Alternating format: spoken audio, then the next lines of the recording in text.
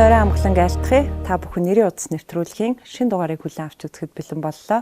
Өнөөдөр нэвтрүүлгийн маань урилгаар Төв аймгийн иргэдийн төлөөлөгчдийн хурлын дарга Цэрэн Доржийн Жамбал Сүрэн өргөцсөн байна. Сайн байна уу? Сайн байна уу? Сайхан хаварчж байна. Сайхан хаварч байна. Та бүхэн маань сайхан хаварчж байна уу? Өрн хавар ирж, дэлхий тэнхлэгээрээ эргэж, бас малчтын маань зоо тэнийж штайхан болж байна. Ер нь бол одоо бас өнгөрсөн онд чинь 2023 оны 11 сарын эхээс эхлээл Төв аймагт одоо цаа сахиу унаж хүүтэрж Эрдэнэ хүний амьдснаас эхлээл одоо нэлээд бас цутруухан хүндхэн өвөл болж өнгөрлөө. Төв аймгийн эдийн засаг ерөөсөө хөдөө аж ахуйн салбар газар тариалан мал аж ахуй. Манай аймаг бол бас соёлыг хослуулж хөгжүүлж чаддаг ийм одоо онцлогтой аймаг. Тэгэхээр малчтын маань хувьд бол одоо бас нэлээд юм зүтгүүр өвөл хавар болж өнгөрлөө. Тэгтээ одоо зуд зулгтай гэж сайхан цаг ирж мал төллөөд за төл мал маань бас ахын боожоод нэлээд аштайхан болж ирж байна. Тэгээ бас энэ өвлийн өгсөн тэр чиг маань одоо бас эргээд буцаад бас ард иргэд малчтаа тариаламжтай ч бас одоо бас өгөөж өгöd эхэлж байна. Тэгээд аштайхан хаварлж байна та. За UBS-ийн нэрийн утас нэвтрүүлэг зочноор өргөцсөн та. Та бүхний хувьд бол ашиж байгаа албан тушаалтайгаа холбоотой голцоо ажил ярьдаг баг. Гэхдээ нэрийн утас нэвтрүүлэг бол зочныхоо бүх талын одоо оролцоо, нийгмийн бүх салбарт хүчин зүтгэж байгаа зүйлсийг нээж гаргахыг хичээдэг юм. Танд яг одоо хэдэн нэрийн утас байдаг вэ? Түүнийгээ хуваалцвал. За ер нь нэрийн утас гэх нэвтрүүлгийн онцлогийг бол одоо ойлгож байгаа. Миний нэрийн утас бол ер нь миний гэр бүл. Би гэр бүлээ миний нэрийн утас хамгийн үнэтэй зүйл гэж ойлгоод би сайхан аав ээж төрж өсөж одоо бас авшигтай сайхан нутаг төрсөн даацтай. Би Төв аймгийн Баянцэг суманд төрсөн. Энэ нутаг Монголын бас брэнд, энэ нутгийн олон сайхан бахархал зөвлөө тэр бас миний нэрийн утас болж явдаг. Тэгээд нөгөө эр хүн чинь нөгөө бас амьдрал олон зүйлийг хүсэл ингээл явдаг.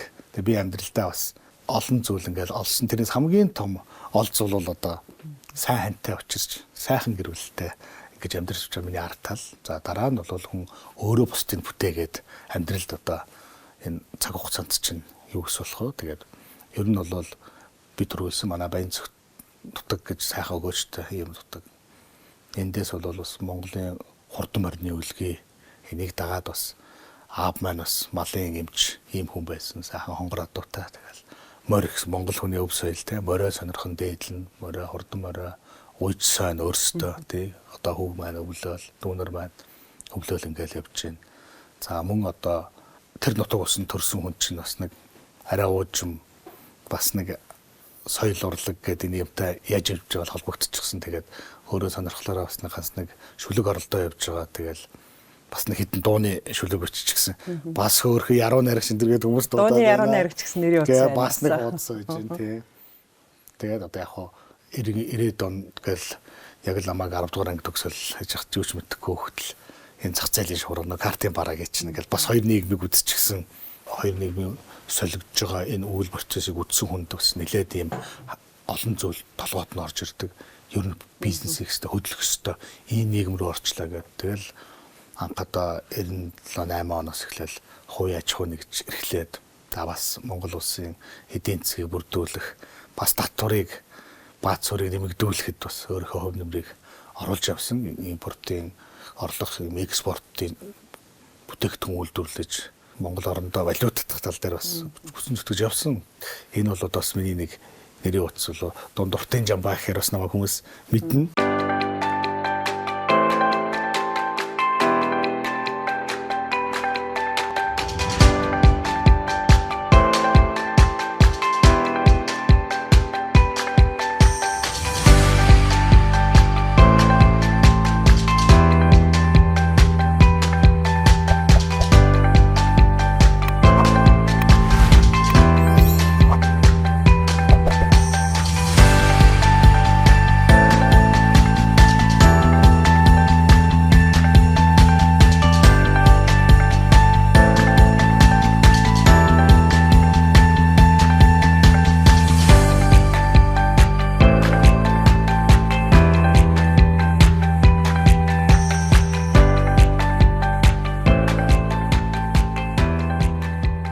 Яг арандад урдлаад амьдралдаа хийсэн бас их чухал зөв сонголт бол гэр бүл хань үжилгээд хүн ижээ аавыгаа бол сонгож төрөхгүй шүү дээ. Тэг бурхны тавилангаар зурсан зургаар ижээ аавда өрн олж төрнө. Ханыг бол яхаарахгүй сонгодог шүү дээ, тэ. Таны хань ямар салбарын хүн байдгүй, тэ? Үр хөвгт нь хэдэн хөвгттэй. За миний хань бол бас сайхан буянтай хүлээж авдаг. Цэцэрлэг эрхлэгч боловсролын салбарт ажилладаг. Тэгээ тэрүүгээр өөрөө ч бас бахархаж явдаг. Одоо нэг газрыг бас удирдах, цэцэрлэгийг удирдах бас 20 жил болчихсон цөөх хүний нэг баг. Нэг цэцэрлэгтэй одоо ингээд ажиллаад. Тэгэхээр энэ одоо бас өөрийнх нь одоо ингээд ярьж байгаа таны ярьж байгаа талаа нэрийг хуудсан юм болов? Тийм бас ингэж бахархаж явдаг. За 3 сайхан хүүхэдтэй. 2 хүү нэг охинтой. Охин маань одоо сургуулаа төгсөөд тэгээ ер нь хүн нөгөө хөдөлмөр л хүнийг бий болгодог. Миний хамгийн үндсэнтэй зүйл бол хөдөлмөр л. Аавхаас энэ чанарыг дуурайсан юм уу? Ихтэй сургуулаа төгсчөөд дараагийнхаа шатны сургуульд орсон чинь нэг амарна гэж хэлсэн. Нэрэл нэг жил амарх юм болоо гэсэн чинь үгүй би нэг юм хий энэ төр гэл нэг жижиг бизнес одоо бичил одоо өөр хэмхтэй хүүхдийн сонирхдаг юм хийгээд бас ингээд яваад өрхийнхөө орлох эдийн засаг дотор хувь нэмрээ ороод явж байгаа. Тэгээ бас өөртөө хүн жаргалтай гэдэг өдөр бас ач тусын үзээ сайхан маав ээж маань бас анх намайг цэлмэлэг өгөхөд бас ингэж баярлдаг байсан болоо гэд бас дотор гэлтийн бодол орж ирээд ингээд хоёр хүү маань одоо бас дунд сургуульд сурдаг. Төв аймгийн Баян цогтын одоо унган хүү мэдээж сургуулаа баг сургуулаа сумдаа өснө. Боловсролын талын карьерийг бас сонирхож байна тань. Тий, ер нь би чинь өдөөний бас игэл бүргэл ингээд шоронд одомжинд тоглол яг л тэр үеийн хүүхдүүдийн сумын хүүхдүүд ингээд яаж амьд ажил одоо өссөн бэлээ яг л тийм тэр дундаас гарч ирсэн. Тэгээ намайг өдөө зэрэгтэй явж байгаа зүйл бас нэг том намайг бүтээсэн зүйл боловсрол. Энэ боловсрол хамгийн чухал хүн. Тийм учраас би боловсролыг эрхэмлэж өөр хүүхдээ ч гэсэн боловсролтой зүүн болгохын төлөө бас зүтгэж явдаг.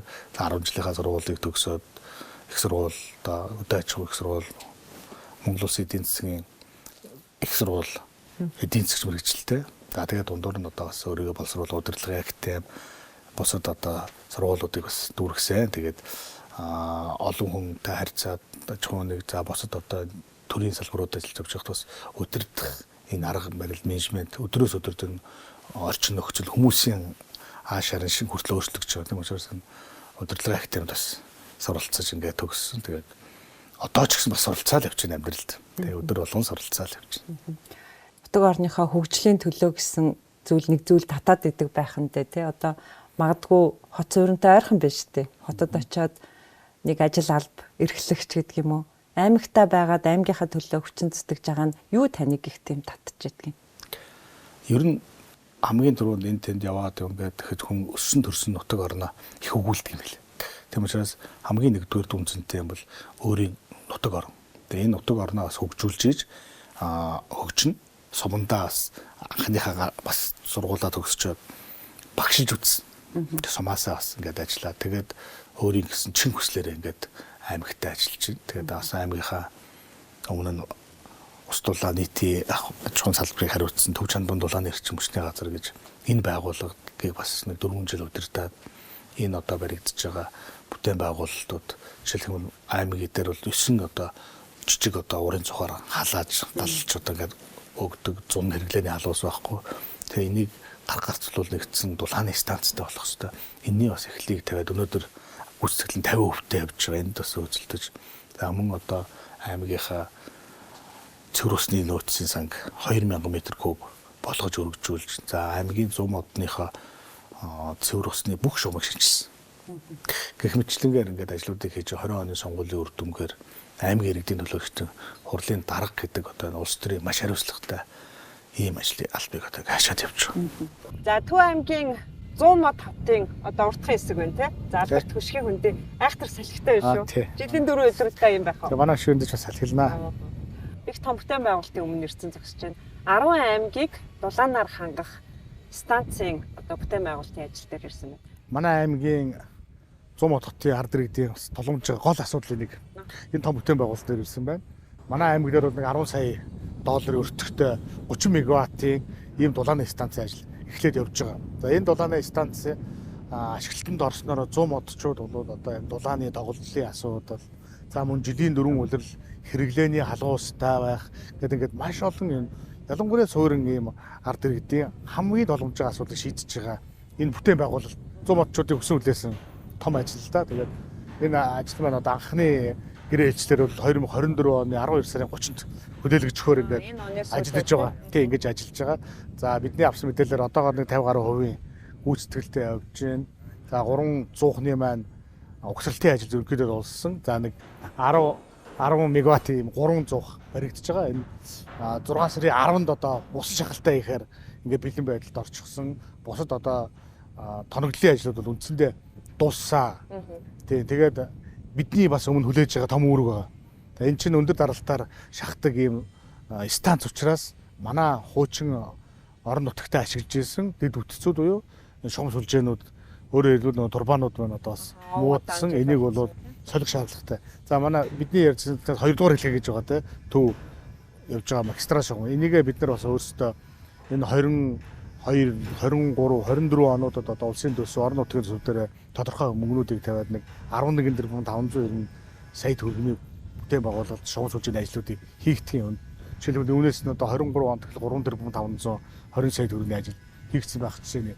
Ингээ бид нар бас энэ шугам сүлжээгээ сайжруулах, за мөн одоо 3 дугаар хэлхэ гэж ярьсан айл өрх одоо хэрэглэгч рүү орж байгаа сүлжээ. За энэ дээр одоо бас бид нар нэлээд анхаарч станцаа ороход бидний одоо өмнө хүлээсэн шугам сүлжээний шинжилгээний ажлууд хийж дуусгах хэрэгтэй. Төв аймаг хотоос 45 км зайтай тийм ээ. Одоо 100 мод хот маань. Энэ хөгжилд нь нэг бол давуу тал болдог болов эсвэл жаахан дутагдaltaй байх байдгүй. Нөлөө нь ямар байдаг гэж харддаг та? Тий, хоёр тал юм байх шиг байна.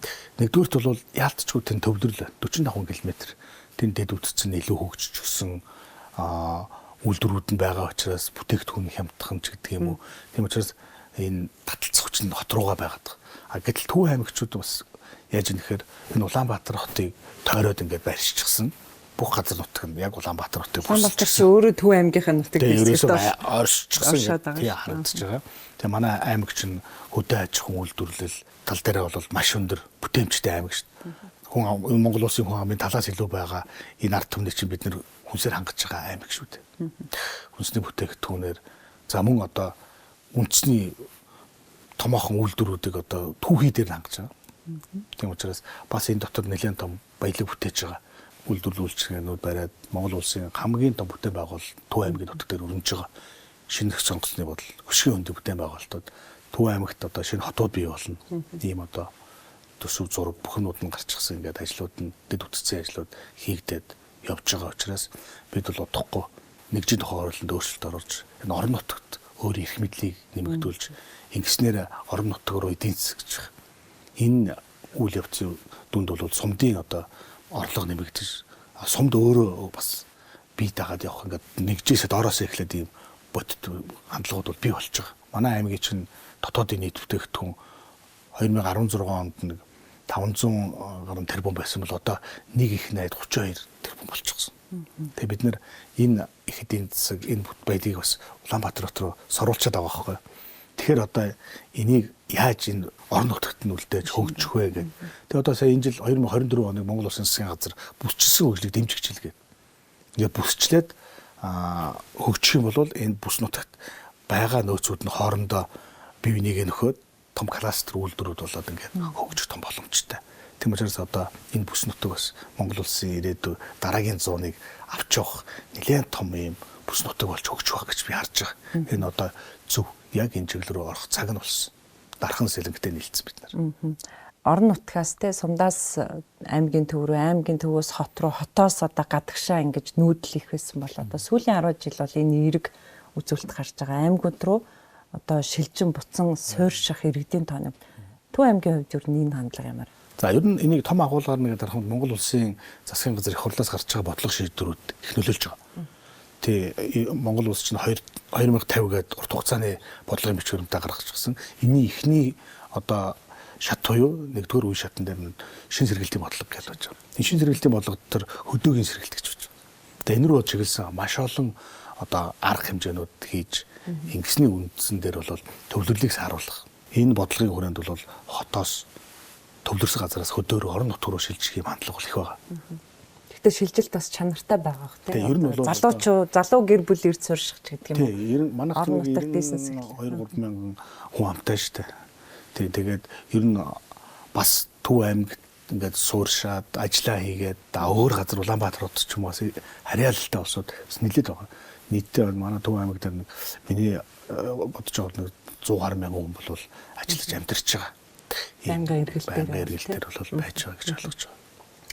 Төсөөс хуваарлагдж байгаа хөрөнгийг голцоо хатууд дэд бүтцэд зарцуулаад энэ зөөлөн дэд бүтцэд зарцуулж байна.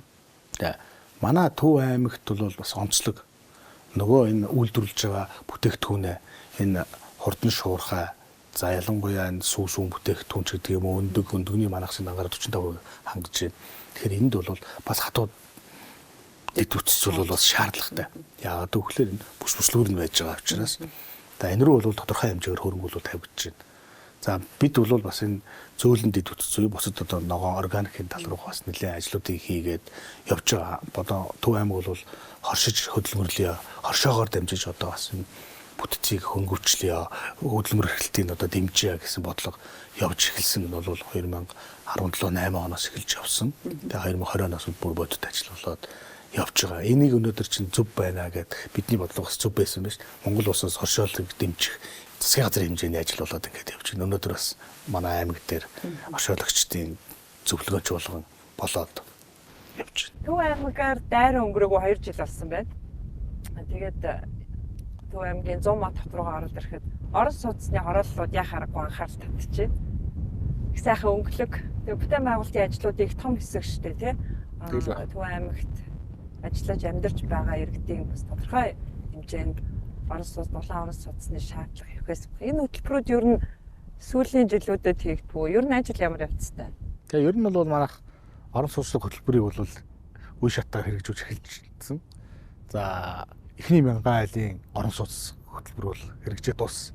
За энд бол орон сууц хөтөлбөр хэрэгжүүлэхэд хамгийн гол хүчин зүйл бол дэд бүтц. Дэд бүтцээ бид нар бий болгож хүчин чадлыг нэмэгдүүлэх. За энийг бол улс болон орон нутгийн төсвөөс бид нар хийгээд бид нар бол энэ бүтээн байгуулалтыг өрнүүлж байгаа. За бид нар 2 дахь ээлж орон сууцныхаа хөтөлбөр дээр явж байгаа. Тэгээ 2023 онд бид нар нэг 358 орон сууцыг ашиглалтанд оруулаад за энэ оны 1-р улиралдаа багтаагаад бас нэг 98 айлын орон сууцыг ашиглалтанд оруулаад ингээд явж байгаа. За 3 дахь шатны орон сууцны хөтөлбөр бол 1500 айлын. Ингээд бид нар эхний ээлжийг 4500 айлын орон сууцны хөтөлбөрийг хэрэгжүүлээд ингээд дуус шатандаа явж байгаа. Ер нь бол бас барилгын хийц чанарыг сайжруулах, за мөн одоо нэг өнгө төрөх зурагтай байх. За мөн энэ мянган айлын ингээд төлөвлөлттэй байхаар тийм мянган айлын орон сууц хөтөлбөрийг хэрэгжүүлээд энэ хороолол дотор маань 640 хүүхдийн сургууль баригдаад дуусчихна. Энэ онцлогтой спортын төрөлцсөн сургууль. За энэ манай Төв аймагч нь одоо спортын бас олон алдартангуудтай энийг барьснараа бас төв дэлхий олон улсын хэмжээний тэмцээнд одоо олон алдартан гавьяатангууд төрнө. За энэ бол бас бүс нутгаас ирж хүмүүс сурах боломжтой. Бид нар ч бүсчээсээ хөгжлөөр явж байгаа одоо. За мөн одоо энийгээ дагсан дотор байр 160 хүүхдийн дотор байр нь баригдаад энэ жил ашиглалтанд орчиж байгаа. За энэ орон сууцнд бол шаардлага бол манад их байгаа. Тэгээ Улаанбаатар хотын төвлөрийг саадуулах бодлогын хүрээнд одоо бас энэ орон сууцлах хөтөлбөр чинь явж байгаа шүү дээ. Тийм учраас Улаанбаатар хотоос ирж байгаа урсгал энд бас нэлээд орон сууц авах ийм эрэлт хэрэгцээ ихсэж байна. Дээрээс нь нэмээд манай аймаг дээр хураа зэргийн хамаантлал гэж байгуулагдсан. Энэ том объектыг дагаад ажилчдын орон сууцны асуудал байж байна. Шинэ сонгосны буудал баригдсан. Энэ дотор одоо бас маш олон хүмүүс ажиллаж байна. Энэ хүмүүсийн одоохондоо хэрэгцээ шаардлага нь 100 модон дээр бууж байгаа. Тэгэхээр бид энэ орон сууц хөтөлбөрийг бол үе шаттай хурдцтай бас явуулах зайлшгүй шаардлага гэж байна. За энэ орон сууцны шинэ барилгуудаа яг Төв аймгийн иргэд маань орж чадчих байна уу? Магадгүй хотоос нэг хүн худалдаад авчиж байгаа юм биш үү? Тэн дээр бас та бүхэн анзаарч судалгаа хийж байгаа зүйл байна уу? За бид нар үе шаттайгаар орон сууцлах асуудлыг бол хийж шийдвэрлэж байгаа. Бид нар хамгийн дөрөв таны ярьсан дэд үтцийн асуудал тийм ээ. Дэд үтцийн асуудлыг бол бид нар үе шаттайгаар улсын төсөв, орон нутгийн төсвүүдээр бид нар болцоогоор хийгээд дэд үтцээр нь хангаад за энэ дээр бол тэгээд газар дээр бусад юм хуулийнхаа дагуу сонгон шалгаруулалтыг явуулаад тэгээд орон сууцлах хөтөлбөрийг хийж байгаа. Ер нь бол дийлэгтэй манай аймгийн иргэд бас орж чадж байгаа. Бас нийгмийн асуудлыг шийдэж байгаа квотуудаар бас төрийн албан хаагчдаа олгож байгаа гэд мэдээллүүдийг бас би сонсч байсан. Тийм бодлого болоо. Тэг байгаа бид нар түрээсийн орон сууц хөтөлбөр за мөн одоо энэ барьж байгаа бид дэд бүтцийг нь бэлдээд өгсөн за ийм аж ахуйн нэгжүүдтэйгээ бас барилга барьж байгаа компаниудтайгаа гэрээ хийж бас тодорхой хуваар одоо ард дэрэгдээ төрийн албаагчд орон сууцчлуулах юм бодлогыг барьж байгаа. Мөн одоо бас сум орон нутагт бас бид нар төрийн албаагч орон сууц барих юм хөтөлбөрийг хэрэгжүүлээд аймагаас бас оролцоог нь тавьж өгөөд сум өөрөө бас боломжоор төсвөө орон нутгийн төсвүүдээр суулгаад манай ер нь ихэнх сумдууд маань одоо төрийн албаагч орон сууц баригдаад тэр нь зарим нь бүр одоо бас 3 давхар ийм орон сууц хөтөл бариад ингээд ашиглалтанд ороод явж байгаа. Орон сууцны метр квадратын өртөг хоттой харьцуулахад ямар вэ? Ижил төвшөнд байна уу? Тий бас хямдхан арай хямдхан бид нар тий тэглээ бид нар чинь бодлогоор хямд өртөгтэй орон сууцжуулах энэ хөтөлбөр чинь давхар явж байгаа шүү дээ. Тийм учраас бид нар төрөөс энэ бид нар дэд үтцэд хийж өгч байгаа байхгүй. Энэ бэлэн дэд үтцээр манайхан компаниуд сонгож өртөг хамаагүй хямдарч байгаа. Тэгээд анх одоо бид нар барилга барихтаа тодорхой хэмжээний за нэг 36 айлын орон сууц зах хөлний 2 байрч гэдэг юм уу те манай аймгийн квотанд ингэж орохоор гэрээгээ байгуулад энэ нөгөө төрийн албаагчтай за мөн одоо бас нөгөө зорилт төлөвлөгөөгөө чиглэсэн арга хэмжээнүүд ингээд бас аваад явж байгаа. Энэ бас нэлээд зөв бодлого болж байна. За мөн манай аймагт нэг жил дунджаад 2000 орчим эхчүүд амарчдаг. За тэрний нэг 1000 гаруй буюу 50-аас дээш 50-60% нь бол аймагийнхаа нэгдсэн юм дээр ирж төрдөг. Асар их ачаалтай. Тэгээ энийг бид нар бас судалж орон аймагийнхаа төв дээр 50 ортой ийм төрх эмэгтэйчүүдийн бас төрлийн эмчилгээ үзүүлэх юм 50 ортой төрх эмнэлгээ бариад одоо ашиглалт өгч байна. Энэ одоо бас их нэлээс эрүүл мэндийг хамгаалах нэлээд том ажил болж байгаа. Нөгөө л бидний ярьдаг зүйл нь дэд бүтц шүү дээ нийгмийн асуудал. За манай аймагт бүтээн байгуулж байгаа бас дараагийн нэг томоохон бүтээн байгуулалт бол энэ археолог, палеонтологийн угсаатны музей лабораторид баригдаж байгаа. Энэ бол одоо Монгол улсын хэмжээнд Чингис хаан музейний дараа орох юм соёлын салбарын томоохон бүтээн байгуулалт. Энэ бол бас энэ сонгоцны буудал энэ чиглэлийг дагсан аялал жуулчлал Монгол улсын бас том ивент бүтээн байгуулалт болж байгаа. Төв аймаг одоо 2023 онд 100 жилийн агаа тэмдэглэсэн 4 аймгийн нэг байсан. Тэгээд төв аймагчууд энэ агаа тохиолдуулаад бас бүтээн байгуулалтын том ажлууд хийсэн. Түүнийг зэрэгтэй ер нь мэдээж аймгийн төлөвлөсөн томоохон ажлууд хийсэн баг. Түүний нэг нь буюу за энэ уртхан хэсэгт орших өв соёлын өргөөнд байлаа ирсэн байна. Төв аймгийнхаа аялал жуулчлалын мастер төлөвлөгөөг баталсан. Энэ мастер төлөвлөгөөнийхөө хүрээнд уялдуулж аялал жуулчлалыг татах. За манай аймаг дээр их сонгоцны шинэ буудал баригдсан маш том давуу тал үүсч бий болсон. Тийм учраас энэ бид нар шинэ сонгоцны буудлыг замыг ухтаж за энэ гориг тэрэлжийн аялал жуулчлалын бүс за манай аймгийн манчир хийдийн одоо үзэсгэлэн газрыг үзүүлэх энийг дагаж одоо энэ аялал жуулчлалын том ирээдүйн том ивент болох энийг зориулж энэ бүтээн байгуулалтыг хийсэн. За энд бол одоо манай аймгийн иргэдийн төлөөлөгчдийн хурлын төлөөлөгчд маань бас 1 тэрбум төгрөгийг бас төсөв суулгаж батлуулж өгсөнд одоо бас би төлөөлөгчдөө бас гүн талархал илэрхийлж байнга одоо энийг бас ярьж явдаг. За энэ бол манай аймгийн төдийг бас олон улсын хэмжээний томоохон арга хэмжээнүүдийг хийх нүүдэлчин өв соёлоос сурталчлах. Мөн одоо аймаг доторх энэ арга хэмжээнүүд 27 сум маань ингээд 27 гэр манай сумдууд юм. За эхний ээлжийн бүтээн байгуулалт ажлууд ингээд хийгдээд дуусчихсан. Хоёрдугаар шатныхаа бүтээн байгуулалт ажлуудыг бас бид нар төс төлгөөндөөс суулгаад ингээд жилийн дөрөв үйлрэл ашиглалтанд оруулах, хөшөө сайжруулах ийм одоо ажлуудыг хийгээд явж байгаа. Тэгэхдээ энийг цааш нь бол төр хувийн хвшилтэйгээ хамтарсан ийм түншлэл хэлбэрээр эдийн засгжуулах, бизнес болгох ийм тал руу одоо хамтраад ажиллах төсөл байгаа. Одоо жуулчлалаа хүлээгээд аваад эхэлсэн гэсэн. Ер нь бол тийм дотор одоо yan олон арга хэмжээнүүд одоо жишээлх юм бол энэ дотор чинь 20 м гээл одоо зөндөө арга хэмжээнүүд хийж ингэж явж байгаа. Ер нь Төв аймаг аялал жуулчлалын бүтээгдэхүүн арвин уу? Тэгэлгүй. Манайх ч олон аялал жуулчлалын бүтээгдэхүүн ивент манайх ч байгалийн олон үзэсгэлэн газруудтай дэд үтцээтэй бас манай аймгаар чинь Монгол улсын хэвтэй босоо тэнхлэгийн замуудыг чинь бараг 80-90% дайрч өнгөрдөг. Тийм учраас бидэнд бас давуу талууд байгаа. Та өөрөө хувь хүнийхээ хувьд өв соёлоо ер нь хэр дээдэлдэг үү? Монгол хүн чинь нөгөө дэлхийд аяарчлагдаад байна л гэлдэгсэн. Нөгөө бид нар чинь энэ дэлхийн зах зээл рүү хилээд аваад л нөгөө бодвол өмсөөл ингээд явах юм бол энэ Аз хүмүүст яг адилхан ондооших юм байхгүй. Тэгээд юусаар бид нар өв соёлоо байнга дээл. Үндэс угсаага хил яз одоо язгуура бүгдийг бид нар авч явж хойч үедээ өвлүүлэх. Энэ бол газар шороо бүх юм бол хамгийн үнцэнтэй Монгол хүний өв соёл. Тийм учраас одоо энэ Монгол дээлээ сайхан өмсдөг, эдэлж хэргэлдэг. Сүүлийн үед бас залуучууд бас энэ тал руугаа орж ийн бас сайхан.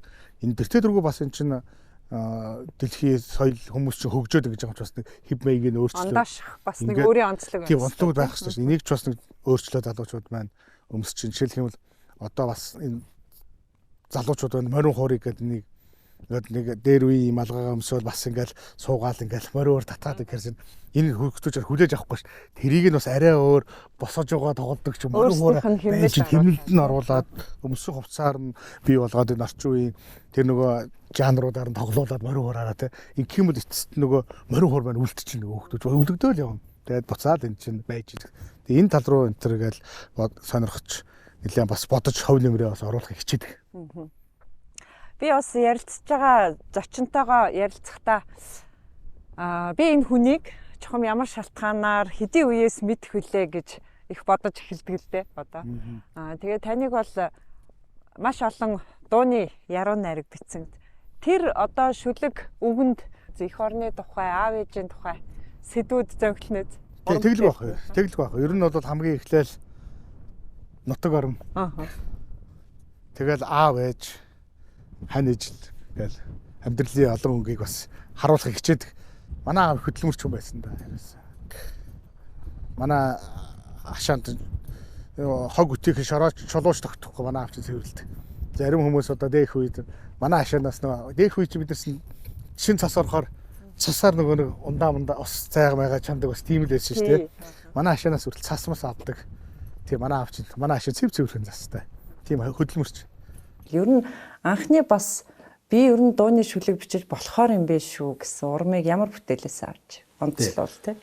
Азар Монголын сор болсон хөгжмийн зохиолчтой төхөрлөж тэдний бүхнээрээ бас аядангийн тааруулж бас Монголын сайхан дуучтай нийлж уран бүтээл хийгээд бас нэг ганц нэг хүмүүс аялдаг бас дуунууд байна.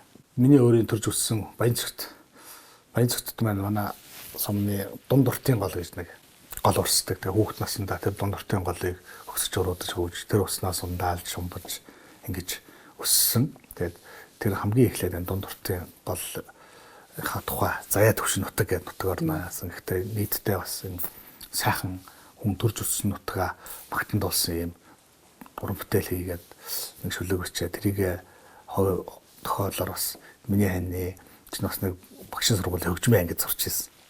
Тэгээ хин Сэрот хөгжмийн зохиолч шүү дээ. Тэр үед чи Бацар тэр хин гэдэг чинь Монгол дуун төгчсөн. Одоо нөгөө Монголын үнэртэй салхи хэдрээ зохиолсон дуу нөгөө хиний дуунуудаас чинь хит болчихсон. Тэгээд энэ оюун чинь дуу бол 80-ны чинь гоё дуу хит болгоно гэдэг. Тэгээд Сэроттой ингэж танилцаад Сэрот маань тэр заяа төвшин нутаг гэдэг Батэрдний дуулдаг дундуртын голоо гэдэг дуу гэдэг шүү. Тэрийг одоо хамгийн анх зохиогоод урамшаал. Тэгэл тэрээс хойш бас ганц шүлэгнүүд байсан. Шинээр бас нэмж үчих санаа энэ төр төрөөд. Тэг бас нэлээд хэдэн дуу бичсэн. Тэгээд бас Намсрын наруу гэдэг нэг залуу байгаа шүү. Манай Төв аймгийн Монгол Урхтан театрын дарга хийж байгаа. Энэ залуу битээр бас олон жилийн өмнө бас нөхөрлөж ах トゥ гийн харилцаатай ингэж ажиллаж амьдарч байгаа хоёр. Тэгээд Намсрын наруу маань бас миний алсаас ч амргийн болцоо танхилхан чимэн гэдэг бас хэдэн дуу. Нөгөө ста жинхэнэ хит дуу байна. Намсрын наруу маань дуулсан. Тэгээд Бацхугавэт дуулсан одоо залуунаас миний залуунаас гэд тэр дууг одоо манай Бат Эрдэнэ маань Ирландд сургуульд байхдаа тэр аян над руу явуулаад тэгээд тэр аян дээр нь бас бичсэн шүлгээ. Тэгээд тэр аян дээр бичих чинь бас нөгөө багтахгүй нэг үлээлүү гарчаар ингээд бас над чиг хүнд бол зовлонтой юм байлаа. Тэгээд нэлээ одож бас шүлгээ одоо хайрцаг дэвдэг шаардлага. Дуутах нь алгуулж байгаа гэдэг. Тэгээд бас хийсэн. Тэгээд болохоо ахтагаа бас хамгийн сүүл бид нар Төв аймгийнхаа 100 жилийн ойд төв төвшин нутаг гэдэг бас сайхан дуу байсан. Манай аймгийн залуу уран бүтээлчд маань дуулж бас их мундаг том дуулсан.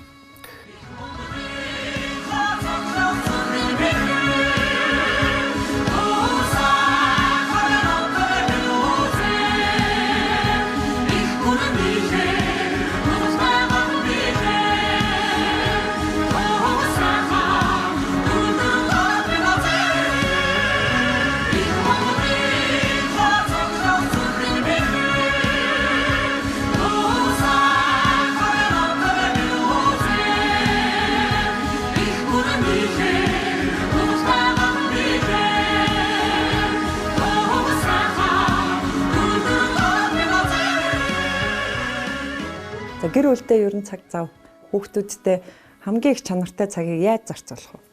Тэгээ ер нь хамгийн чухал юм гэр бүл.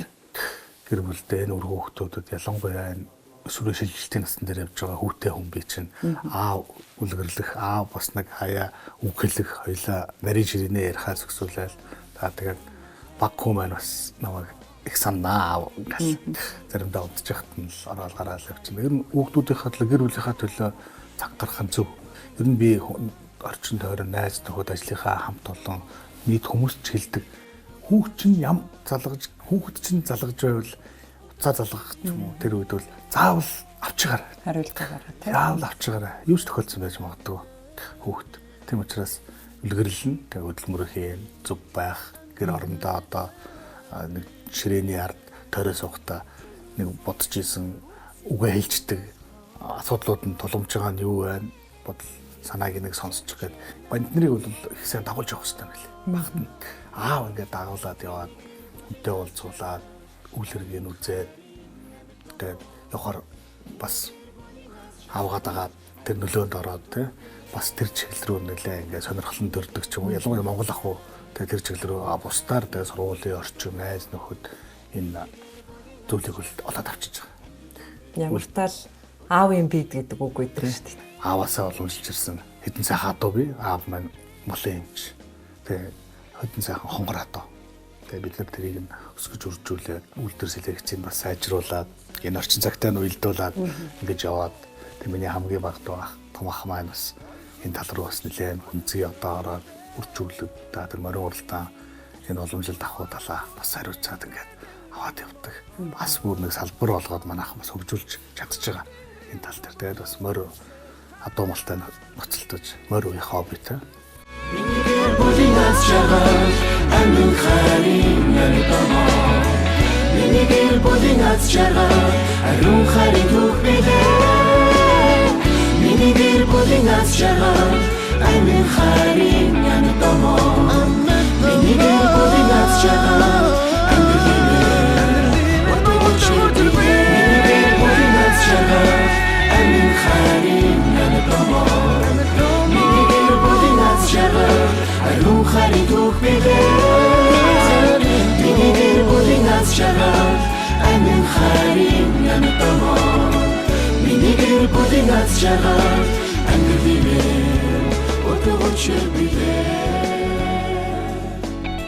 Одоо ингээд залуучуудыг нутаг усандаа бай, сум орон нутагтаа амьдр гэл шаардаад байх нэг амралтаа. Гэтэл нөгөө залуу нас гэдэг чинь өөрөө хөгжил цэцгэлтэй өөрийгөө хөгжүүлэх гоё сайхан зүйлд дуртай байдаг нас. Тэгээд орон нутагт гол нь тэрийг л бий болгох нь нэг чухал байгаа юм л да. Тэгээд энэ дээр ер нь ямар бодлого би хэрэгжүүлмээр юм шиг байна. Ер нь орон нут руу шигэлсэн энэ хотын хүүхдүүд, хотын хүмүүсийн орчин нөхцөлтэй адилхан амьдарч ажиллах, сур суулцах тэр нөхцөлийг сайн бүрдүүлэх юм шиг. Өстэй юм шиг байна. Тэгээд энэ залуу гэр бүл, залуу боловсон хүчнийг орон нутагт тогтоох энэ хамгийн эхний асуудал бол ер нь тэр орчин ажлын байр. Тийм ээ. Ялангуяа төрийн албанд ажиллаж байгаа улсуудын цалин энэ сүүлийн жилүүдэд бол ялангуяа энэ жил бол төрийн албан агчдын цалин нэлээ нэмэгдсэн. Энэ орон нутгийн нэмэгдлэгээ тийм. Чи хэрвээ суманд ажиллах юм бол орон нутгийн нэмэгдлэгээ 40%, аймагт ажиллах юм бол 20% төрийн албан. Улаанбаатарт ажиллах юм бол байхгүй, тийм нэмэгдэл байхгүй. Тийм учраас энэ төвлөрийг сааруулах, энэ залуучуудыг хөдөө орон нутагта чадaltaй боловсон хүслүүдийг очиж ажилуулах. Тэгээд бас нэг эдийн засгийн хөшүүргэл болж байна. Төв аймгийн Баянцөгтийн Унган хүү, Төдийгөөс өдийн хүртэл одоо бүхэл цаг үед те бизнес хийсэн ч одоо төрийн алба хийсэн ч одоо төв сайхан нутагтайгаа холбоотой байсан юм байна. Нэг л тийм сэтгэлээс уяатай байдаг бах та нутаг нь те. Тэгэл байх. Нутаг. Нутаг бас дахин нутаг. Зах зээлийн шуурга эхлээл ингээл бүгд л Улаанбаатар хот руу яваал ингээл энэ том шуурга давлгаа болсон. Тэгэл энд одоо бас өөрөөс ихэд үлдсэн, нутаг орондоо үлдсэн сайхан эд хүмүүс байгаа шүү дээ. Тэр улсуудыг бас ингээд нутаг орноо аваад явчих. Энэ улсуудыг аяд тухтай амьдруулчих юмсан. Залуу хат чинь энэ хот руу баруун тишээгээл нэг жоох ингээл нэг үүл гарвал наа чи бороо орж ийн үгүй. Тэг. Энд хотод засвараад шуурга муурга болов нутгаас гарсны дараа шүү дээ. Сумрууга манай найз одгөрлгээд нэг найз сумын юунд холбоонд ажилладаг гэсэн. Тэгээ тэрлүү залгаал бас 90-ад оны их үрж бас юу мөч нас жоохон тэмэрхүүлээлээс холбоо. Тэгэл асуугаал бороо орж ийн гэхээр нь баярлал сайхан зам болох юм байна гээл.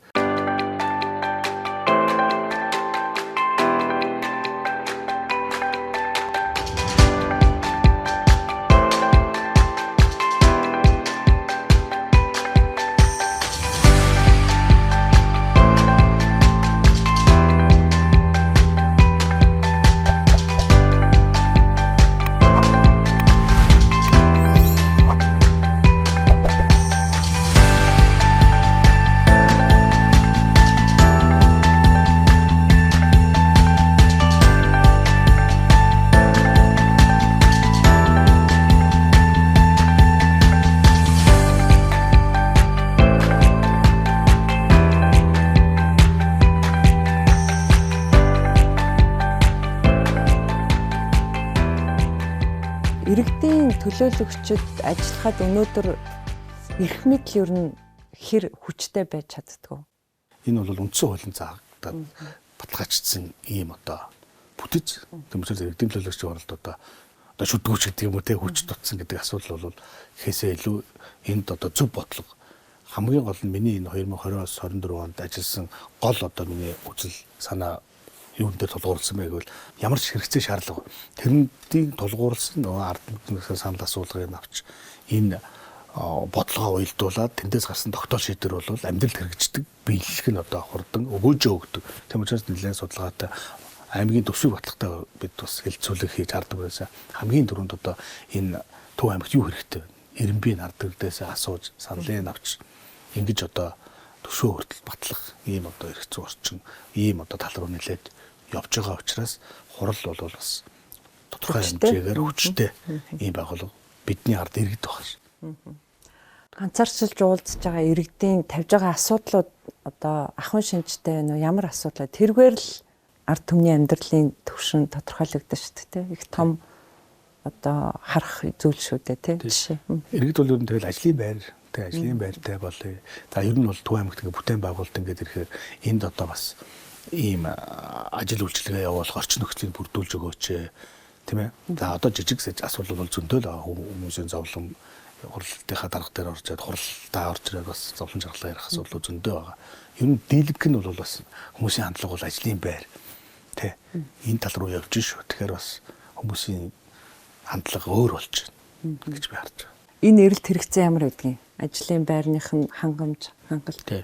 Ер нь ажлын байр яг 100 модон дээр бол бүтээмжтэй сайн байна гэж бол хэлж бид нар бол бас цагууллагын шинжтэй ер нь бол бүтээн байгуулалт удирдлагын шинжтэй тэгээд за мөн одоо шинээр үйлчлэгээний газрууд бий болох үйлдвэрүүдийг боловсруулах үйлдвэрүүдийг бий болгох хэрэгтэй. Ажлын байр тэгжиж л нэмэгдэнэ.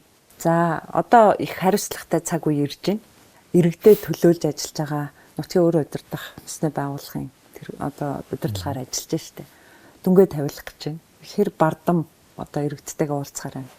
2020 онд орон нутгийн ээлж сонгуулиар за Монгол Ардын намын ялт байгуулсан. За тэгээ бид янз янзын асуудлууд бас байна. Ажлаа аваад бид нар корона гэдэг дэлхийн нийтийг сорилттой болсон.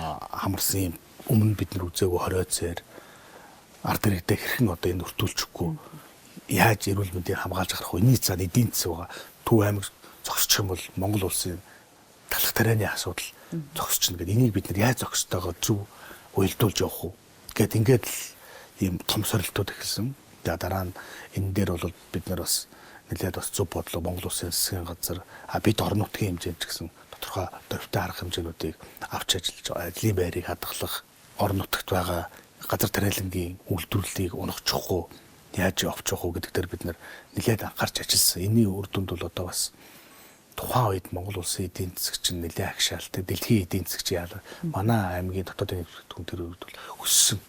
Хамгийн өндөр үзүүлэлт өссөн. Тэгэхээр бид нар хэрхэн баялаг бүтээгч энэ бүс нутагт ямар одоо хамгийн одоо хэрэгцээтэй зүйлийг бүтээдгээл тийм ерөөсөө хэл гайл хаагдсан үед л одоо ямар жинхэнэ үндэсний бүтээгдэхүүн стратеги ач холбогдолтой үйлдвэрлэл явуулдаг вэ гэдэг нь одоо харагдсан.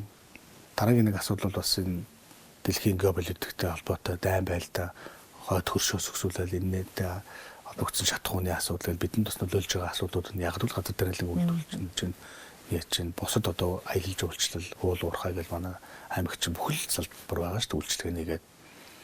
За дараагийн юм бол бас ингээд өнгөрсөн жил зохион гэл энэ бол одоо бас л тохиолдож байгаа л бидэнд үнэн бодит байдал. Тэгээд энэ бүхэн дээр бол бид бүхэн бас ажиллаж за өнөөдөр бас дотоодын нийт бүтээгдэхүүнээ нэг их найд 32 тэрбум төгрөг хүргэж энэ алсуура аймгийн эдийн засаг ард иргэдэд бас өгөөж өгч байгаа ийм л зүйл.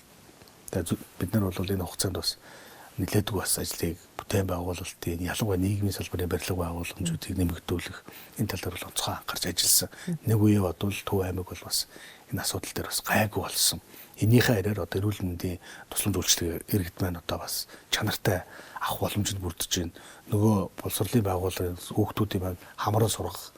За тэндээс бас чанартай боловсрол эзэмших энэ дэлхийн зах зээл Монгол улсынхаа зах зээлд одоо өрсөлдөх чадварыг бий болгох тал дээр бол бас нэлээд ахиц гарч ажиллаж байгаа гэж ойлгож байна. Тиймээс Төв аймгийн иргэдийн төлөөлөгчдийн хурал бол ажлаа сайн гүйцэтгсэн гэж дүгнэж байна. Ямар ч байсан зорилттой хянгаж бас энэ цаг хугацаанд бас төлөвлөж исэн олон боломжоо алдсан. Гэхдээ бид нар богино хугацаанд сүүл хэдэн жилүүд нөхөж ажиллаж байна. Улам л ирч хүчтэй одоо улам л одоо бидэнд ухрах хэрэг байхгүй, амрах цаг байхгүй тийм. Ер нь бол хамгийн эцсийн зорилго бол энэ ард түмнийг бас ажлын байртай тийм орлоготой айл өрх бас нэг ад жаргалтай амьдрах л өстой. Тийм. Тэгэхдээ бүх юм дүүрэн сав дүүрэн байна гэж бол байхгүй. Ер нь бол айл гэрийн босгоор нэг жоох эдийн засаг, карманд нэг 5 төгрөг хийчих ийм л юмны төлөө бол ажиллаж байгаа. Тэгээ яг харахгүй л иргэдийн хурал гэдэг бол бодлого боловсруулдаг. Тэгээ хяналт тавьдаг энэ том уулын ажил үйлсэнд амжилт хүсье. Баярлалаа. Та бүхэн ч гэсэн UB телевизийнхаа хамт олонд ажлын амжилт хүсье. Энэ бас захирлэгцийг үзэн суугаа нийт монголчууд ард иргэд түмэндээ эрүүл сарун сайхныг хүсье. Баярлалаа. За баярлалаа.